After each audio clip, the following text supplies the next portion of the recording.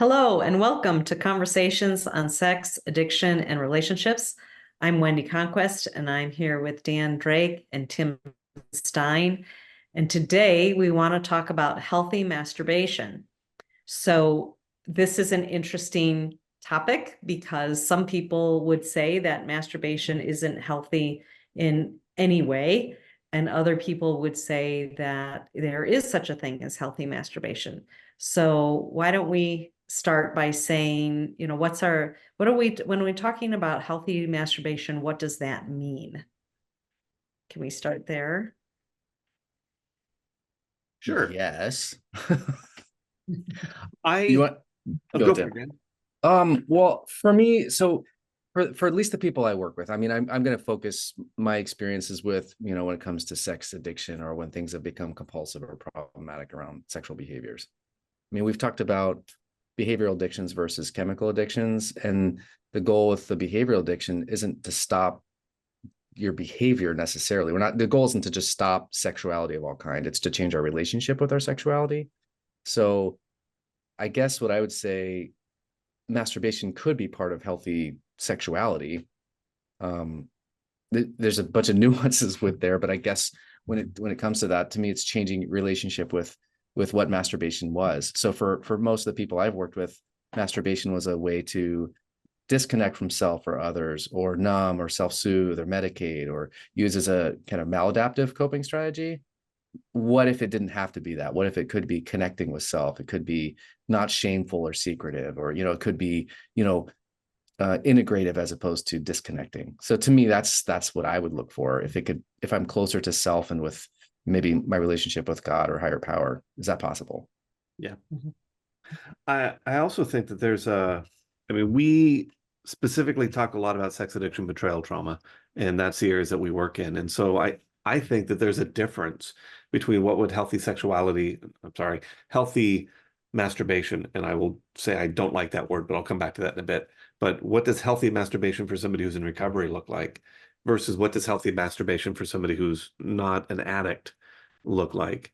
Because like teenagers who may not be addicts, it's not uncommon that they're masturbating rather frequently as teenagers, and that's not necessarily abnormal, and I wouldn't even necessarily call that unhealthy, even though it may not be what I would refer to for my clients or for somebody in recovery as healthy masturbation. And for me, healthy masturbation is that it's self-pleasuring, and I always prefer that terminology. It's healthy self-pleasuring that is connected to and an experience of their own sexuality, and it's spending a time to be sexually intimate with themselves and to enjoy that sexual intimacy with themselves.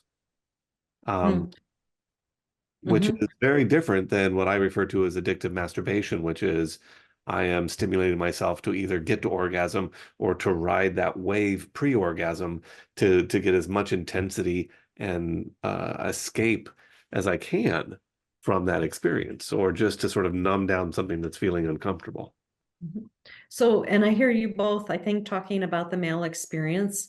And so for women, a lot of times women are shamed, like men too, are shamed around touching their own genitals, around exploring their bodies. And so for girls and women, masturbation can be, or self-pleasuring, or just self-exploring can be a way for them to know their bodies better. And dare I say, then communicate that to a partner that they have. Because I think a lot of times men will guess at what is pleasurable for a woman. And unless that woman is able to say, this is what I like, this is what I don't like. And how does she know that unless she starts that journey on her own? So I'm going to put that out as a possibility. Yeah. Well, I don't know these days, but definitely I think I've heard that from women, how women or girls were socialized in the world to, masturbation is a bad word and only boys do that, or, you're somehow shamed. So I appreciate you even bringing it up, that you're right. How else do you, explore, understand your own body if you don't know. Mhm. Yeah. Yeah. And so also the whole piece of, I mean, there's a lot of people that believe that sex should not happen before marriage. So therefore, any dating or any relational experiences will have a non-sexual component. And so I've certainly had many stories told where people will get married and then it's time to have sex and they they don't know what to do, how to do it. It can be a very unpleasurable experience, painful experience. Both people are confused and upset, and there hasn't been support for them to learn their own bodies. You know, changing topics slightly, but you just brought up marriage, and that brings to mind for me when I think about healthy masturbation within a marital context, it's that it's on the table. I mean, I don't mean physically on the table, but it's on the table. Everybody's aware of it. Not like I'm telling my partner, well, maybe it's on the Yeah, table. the table too. If that's where your healthy eroticism takes you, go for it. And have a wonderful intimate experience, on whatever table you choose. But Just not during family dinners. No, nobody needs that. No, but really what I mean is it's not like, that you're going to your spouse or your committed partner and you're telling every single time, hey, I masturbated. But they're aware that masturbation is something that is in your own sexual experience and sort of roughly what sort of that frequency might look like. And that if they hear or find out that you've masturbated, that it doesn't feel like it was a secret or it came out of left field. Yeah, and that's what you maybe think of something really important, Tim, because a lot of the people I've worked with use masturbation.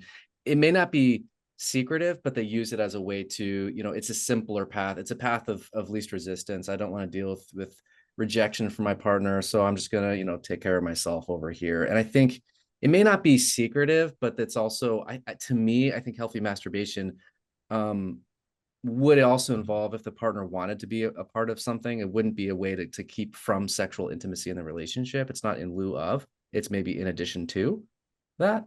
Yeah. Mhm. Also, I love the idea of if a couple is saying, hey, yeah, I can understand if you masturbate, you have sex on your own. Um, I think it's important for couples to talk about circumstances around that. So is it when they are apart and traveling? Is it, or if they are under the same roof and sharing a life together, do they say, hey, I was thinking about you today and I got really excited. And so I, indulged in masturbation, but it was all about you. And so I think it's a conversation that has to happen between the couple on what this looks like, because, and especially, I just want to say, like, oh, if there's been sexual betrayal, this does not happen. This conversation does not happen within the first 2 years, at least. Yes, Okay, absolutely. let me just put that out We there. hear that, and I think that's so. And actually, I have, if anyone wants it, I had a questions I created for someone considering a healthy masturbation plan. So just way to think through it. Why now? What's the timing around this? Putting together a more intentional plan around it. So I'm happy to just send that out if anyone wants it. Yeah, my Is time that- frame is not until they've had a minimum of 18 months of sobriety under their belt, typically, in my even opening up this conversation. Yes. So, right. So this is at least 18 months to 2 years out. And where can they get that, Dan? Where should they I don't email have you? I don't think I posted it. I can email it to anybody if you just email What info would you- at Mhm. banyantherapy.com. We can just send that to anybody that wants it. That's great. Can I say something? So, and I have the voice of every partner in my head right now saying, uh-oh, we're talking healthy masturbation. That does not feel safe for me, for my relationship. Sexuality is what betrayed me, whether it was porn use or acting outside the relationship, whatever it was. That feels really scary to now talk about, wait, my addicted spouse may be considering masturbating in a new way. That doesn't feel safe. Right. So what do we do with that? That's an Right. important thing, No, right? well, and because as we said earlier, that masturbation can definitely be to be pulling away and out of the relationship. Be a person can be anxious or depressed and not sharing that with their partner and trying to medicate with masturbation. So, and that is destructive to the relationship as well. So, I think the conversation is, first of all, why, like under what circumstances am I inclined to be thinking about masturbating? So I think that's where the conversation has to start. What do you guys think? Yeah, I agree. Yeah, I think so. I think there's also a thing about, is this something that we agreed to do? I mean, is this, you know, this is where it gets a little sticky because it's an individual sexual behavior. And at Yeah, the same time, it's a part of your sexual relationship. yeah. So, like, I think about um, a person that I know um, who was opening up to healthy masturbation for themselves, and their partner knew, and the partner at some point came to them and said, "Hey, I just want you to know that I know when you do that, I can tell, and it feels like you've had sex with someone else other than me, which you have. You've had sex with yourself, and my reaction is I pull away." Mhm, And I'm not telling you what to do and that you can't do this. I just want you to know what my experience is. And mhm, that was really powerful. And I appreciated the way that that person brought it to this person. The partner brought it to this person because it wasn't saying, I'm going to step in and control your individual sexuality and your sexual behaviors, but I'm letting you know how it's impacting our sexual relationship and our relationship in general. And it mhm, gets a little sticky with masturbation because it's an individual sexual behavior. And so it's an mhm. individual choice to some extent, but it also has an impact on the relationship and the sexual relationship. And so it's also a couples conversation to have. I think it Right. is. I do agree it's an individual behavior, and who knows? I mean, maybe prior to, usually our couples have there's been betrayal, there's been secrets, these Right. behaviors have been secretive. So to me, sexual behaviors become inherently less safe. Any behavior, whether healthy or Hmm. not, like there's a relational component. I don't think we can deny that. So I do agree that if someone's partnered, I personally think we have to include the partner in a plan. And I think, and I personally also agree having therapist or sponsor or coach Hmm. or other people, having your team a part of this to say, hey, yeah, I think you're lying to yourself. I think you're deceiving yourself about your readiness. Sounds like you're really trying to, you know, pull something. You're not quite ready. Doesn't seem like you're ready. These Mm. reasons. So having those good, safe people that can speak into your life, I think is vital too. Yeah, it's interesting because a conversation topic that I was thinking about is around privacy, because it comes up every once in a while in sessions where the addict will say, "Well, aren't I allowed any privacy whatsoever?" Yeah. It can be regarding passwords on a phone or, you know, social media or, and so it's an interesting question when it comes up. And early, I mean, what I say is early on in sobriety, no. The answer is no.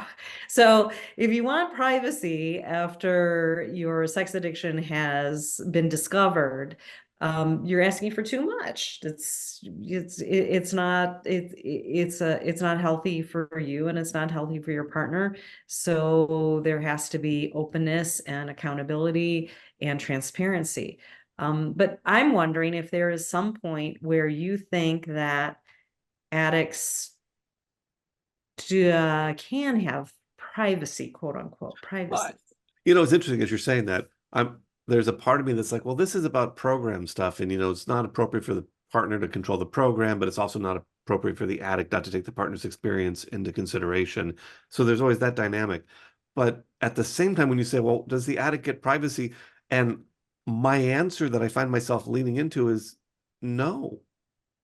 And what I mean by that is that as an addict in recovery, you're having conversations about all these aspects of your life with your sponsor, with people in program, with your therapist.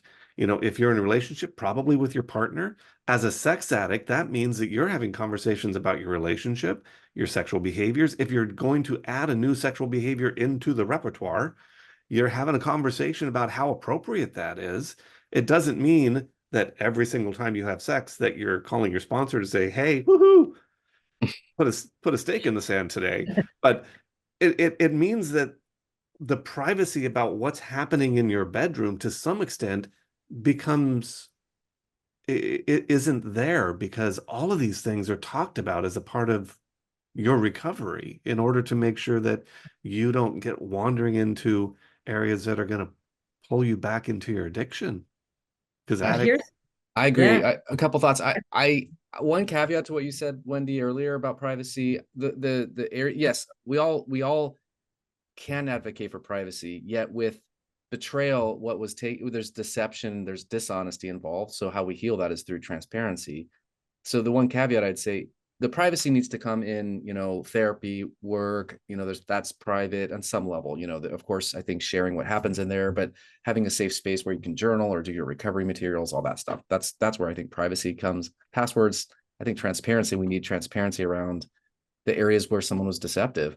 And if I'm later on to my thought about what you said, Tim, if I need a private space, probably it's because I feel some sort of shame.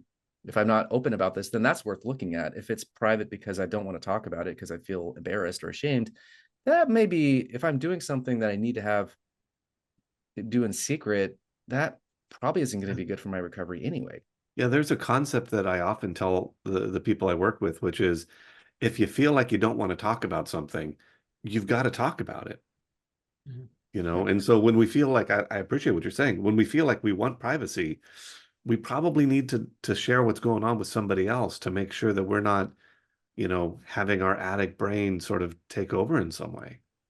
Oh, sorry, go ahead. No, I was just going to say that just for our listeners and viewers, Dan co-wrote a book on the intimacy pyramid, and so we're talking a lot about honesty. The word trust hasn't come up so much today, but honesty, and so it's called the intimacy pyramid, right, Dan? Well, it's called Building True Intimacy. Is the book. Thank you. Based on the intimacy pyramid, but yeah. Building True Intimacy. Yeah, thank you. And you can get it on That's right. Amazon and Kindle. Is that right? Yep. Okay. A little plug there. Thanks, Wendy. Well, do we have any last burning thoughts about healthy masturbation? I have one. It's a big wrench. We're not even going to probably address it. I just want to throw this out there. I understand that based on someone's faith background, maybe familial background, like this is a big topic. So I wouldn't say that we have all the answers, and I can understand and respect that people have different backgrounds and views of this. I think it's just worth looking at, is it possible to have healthy masturbation? Is that possible for someone not in recovery and in recovery? And I do think there's a possible exploration for this, but done with a lot of care, a lot of intention, really, really, really honoring and respecting the safety needs of the partner, et cetera. Well, and it needs to match your value system. And, when I think about the difference between deprivation and asceticism, am I depriving myself of something? There's something that I want to do but I can't do it, and I'm feeling angry and resentful that I can't do it, versus asceticism, which is I'm going without for a higher purpose. And so for many people, if it fits within their moral system that masturbation isn't something that they're doing, are they able to lean into, and are they embracing asceticism, which is, this is something that I'm choosing not to do, and it's for a higher purpose, and I'm very clear on what that higher purpose is. Yeah. And I just want to circle back to the privacy thing and no, you don't get to have privacy. I just want to say that could be triggering for a lot of people that are dealing with enmeshment issues and trying to find their own autonomy. And so I see this a lot. It's like, hey, when do I become autonomous? I was trying to do that as a way of acting out, unconsciously. And now you're telling me that I don't have autonomy over my own sexuality in any way. So that's probably a topic for another day, but I wanted to throw that in there. Good point. Probably. Thank you all for listening and viewing today. If you liked this episode, please like us. And if you want to subscribe, please do so. And also, we have the opportunity for you to submit questions to us, which we then do in an episode called a mailbag episode. And the email is conversations.sar@gmail.com. We welcome your questions. And thank you, everyone. Thanks, everyone.